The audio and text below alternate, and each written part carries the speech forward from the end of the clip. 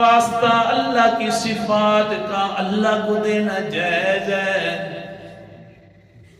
نہیں سمجھے؟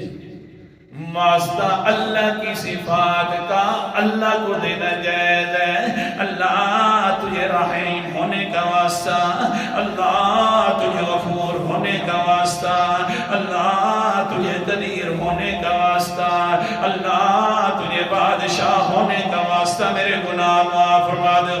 اللہ کی صفات والی جتنی بھی صفتیں ہیں ان کا واسطہ دینا جائز ہے، لیکن اس کے علاوہ کسی کا واسطہ دینا جائز ہے۔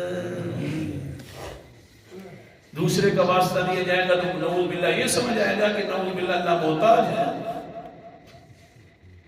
کسی قرآن مقدس اور کسی قرآن مقدس کی کوئی آیت اور حدیث مطہر اور حتیٰ کہ صحابہ کرام سارے کے سارے جتنے گزرے کسی نے بھی اپنی دعا میں اللہ کے واسطہ کے ساتھ اللہ کو کسی غیر کا واسطہ نہیں دیا۔